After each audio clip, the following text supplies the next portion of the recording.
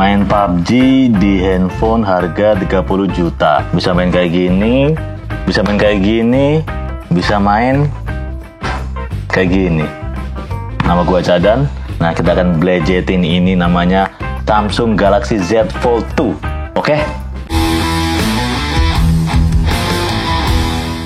Siapa yang mau beli handphone 30 juta? Kayak gini, yang jelas orang yang bukan sobat miskin dan sobat mending.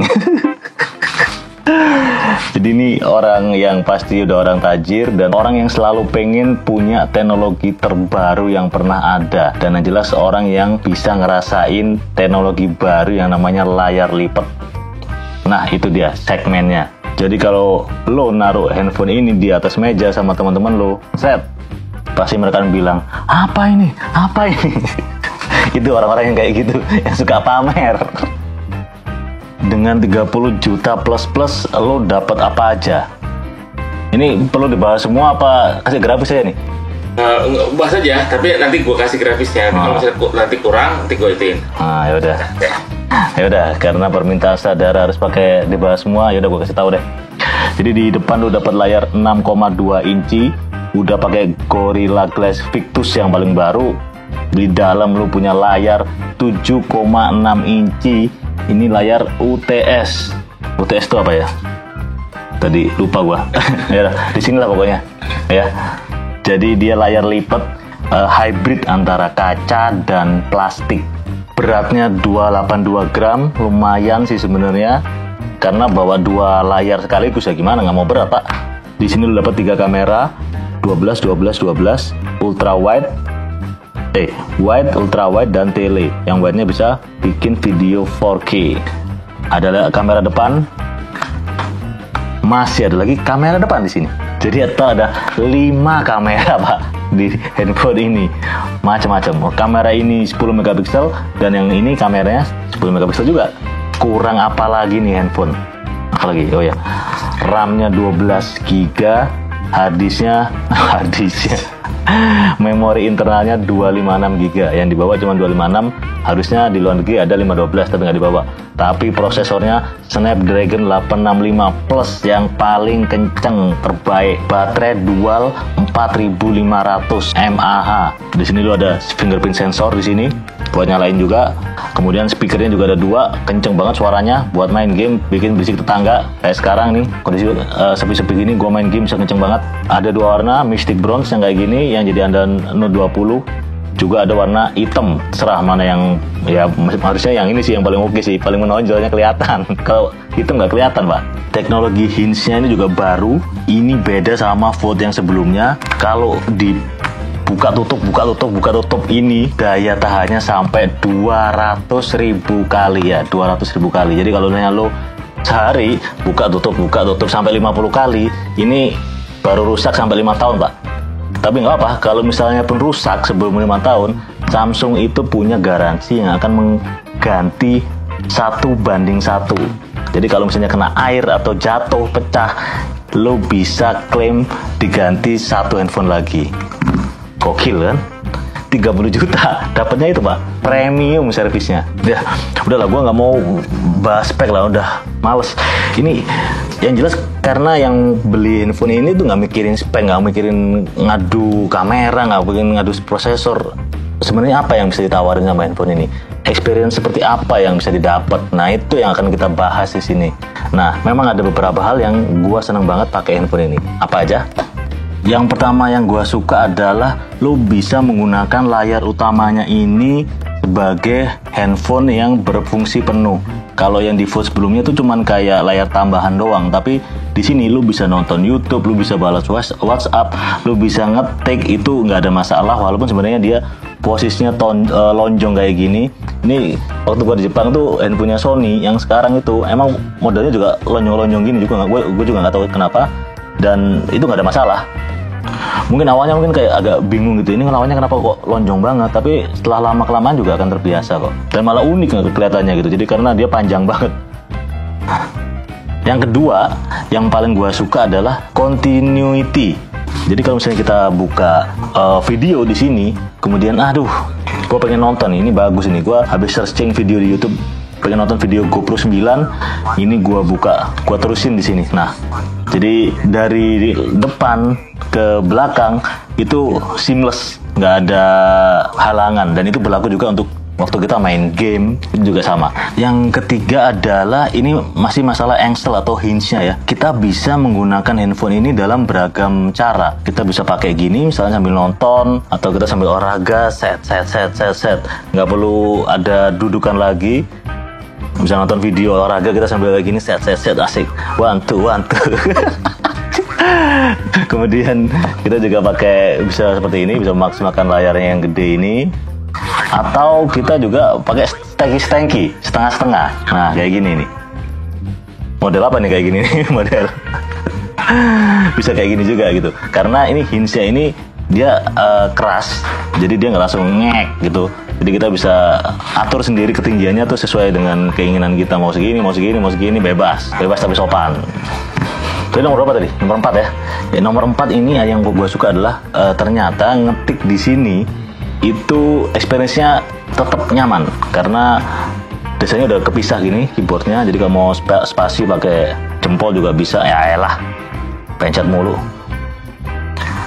Nah, ngetiknya kayak seperti ini modelnya, dan itu nggak ada masalah. Masih bisa ngetik dengan cepat. Ini bagus, desainnya mantap Samsung. Ya sebenarnya kalau kita bikin hal-hal premium itu yang didapat tuh sebenarnya hal-hal kecil tuh justru jadi penting ya, karena orang-orang itu kalau hal-hal kecil aja dia yang dilakukan terus-menerus itu dia ngerasa terganggu, itu malah nggak nyaman. Jadi dia udah nggak mikirin ini speknya apa, ini kencengnya berapa, antutunya berapa, itu udah nggak mikirin lagi. Tapi kalau hal kecil yang bikin dia ilfil itu malah males gitu. Kalau biasanya orang wong sugih itu kayak gitu biasanya. Oke. Yang kelima adalah multitasking. Ini juga gue suka banget. Lo tinggal geser ini di sini, set digeser, dipencet jadi 2, kita bisa mengakses 2 aplikasi sekaligus. Kaskus men, masih ada yang buka Kaskus kayak zaman sekarang. Kemudian kalau misalnya kita masih butuh 1 aplikasi lagi, tinggal di drag aja bos, set, drag ke atas, lam, boom. Nah, kalau misalnya mau ngopi tulisan dari sini, tinggal di copy aja sini. Kita bisa copy tulisan di sini, terus di paste di aplikasi yang lain. Jadi kalau misalnya kita balas WhatsApp, kita bisa sambil browsing e-commerce sambil nonton YouTube. Multitasking. Ini experience yang nggak lu dapat dari handphone yang lain. Dan ini salut buat Samsung yang emang beneran mikirin gimana caranya orang pakai si handphone ini. Nggak cuman hardware doang pak, software itu juga penting. Benar nggak? Oke, yang keenam ya. Yang keenam kita ngomongin refresh rate. Di S20 Ultra, lu bisa setting kalau misalnya lagi santai, lu pakai 60 Hz refresh rate-nya supaya irit baterai. Tapi kalau lagi main game, lu ganti nih. Masuk ke display, ganti ke 120 Hz supaya tampilannya maksimal. Ada motor. Nah, di sini ada yang namanya teknologi adaptive display. Jadi pabrikan kayak ngomong kasihan juga ya kalau konsumennya disuruh nyeting-nyeting mulu ya. Ya udah kita bikin teknologi, kita aja yang settingin. Namanya adaptive display. Jadi dia akan menyesuaikan konten apa yang sedang kalian konsumsi.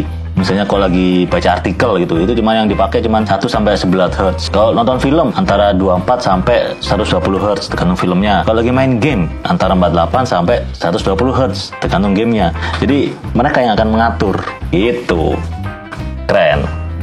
Nah, soal kamera belakangnya gimana? Ya ini sebenarnya positioningnya beda-beda. Kalau S20 Ultra, ya emang dia punya 100 kali zoom. Emang itu handphone ditujukan buat orang yang peduli banget sama kamera. Galaxy Note diturunin lagi speknya, nggak sampai bisa 100 zoom. Karena apa? Karena penggunanya ya lebih banyak mainan S Pen. Nah kalau ini juga sama, dia kameranya sudah menurut gua udah sangat cukup. Dia punya fitur juga lengkap, wide, ultra wide, tele, 4K, tapi dia nggak bisa 8K dan lain-lain. Ya emang ditujukan seperti itu. Orang yang pakai handphone ini nggak peduli sama 8K, yang penting mereka bisa moto night shot, oke, moto wide sip, moto selfie juga keren. Ini yang ke-8 nih yang gua akan bahas juga. Gimana cara kamera ini melakukan selfie, itu juga unik banget.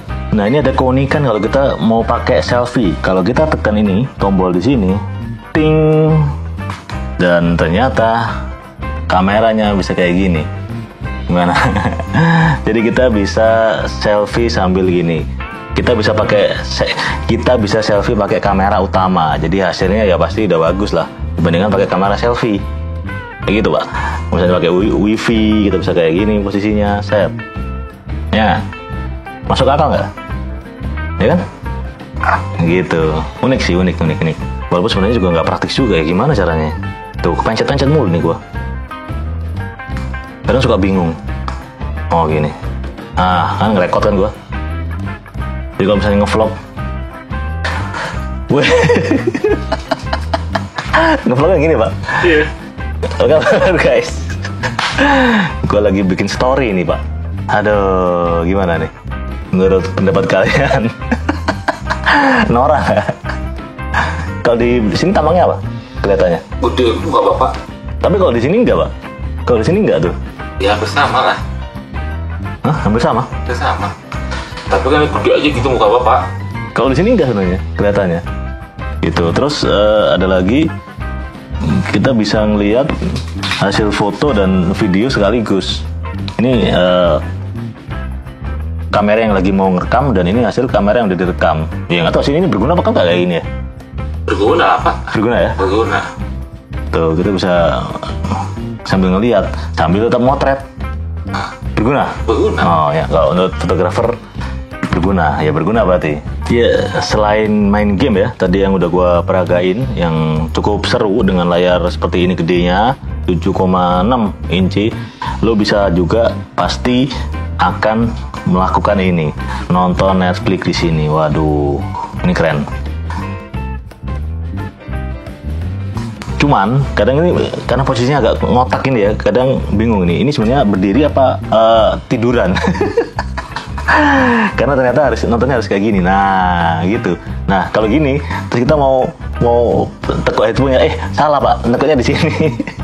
Bukan yang di sini tekuk, tapi atasnya yang tekuk gini. Nah, kadang suka keliru-keliru, tapi nggak apa-apa lah. Nah, posisinya nih, anehnya lagi di sini ada space yang ada kameranya, karena di sini ada kameranya.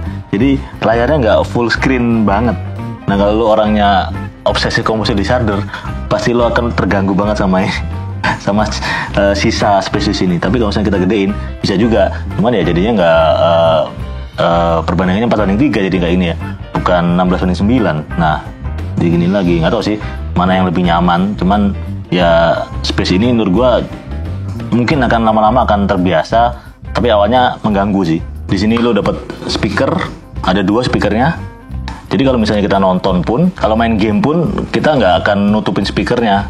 Kita bisa dibalik, nah speakernya tetap kenceng di sini. Nah tadi udah ngebahas hal-hal yang gua suka, dan sekarang gua akan ngebahas hal-hal yang bikin gua merasa aneh dengan handphone ini. Tampilan hinge-nya ini gede banget. Tapi ya nggak tahu ya, ini mungkin solusinya udah kayak seperti ini ya. Ini menonjol banget nih, ada tulisan Samsung gede banget, ada suara motor lagi. Terus unik lagi karena dia di sini dia nggak nutup sempurna di sini nih. Jadi emang buat desain si dudukan hinge-nya ini, jadi masih ada jeda. Jadi nggak rapat, tutupnya nggak rapat. Jadi di sini agak tipis dan di sini lebih tebel. Nah satu lagi nih, cara bukanya itu bingung. Karena gini, lu bisa gimana ya? Misalnya posisinya kayak gini ya. Bukanya gimana nih? Pakai tangan ini, oke. Kayak gini, tuh kepencet nih Pak. Karena kita akan pegangin yang sisi sebelah sini, jadinya kepencet ini ya. Bukanya kayak gini bisa, oke. Bukanya dari sini, sisi sini juga bisa, oke. Bukanya model kayak gini juga bisa.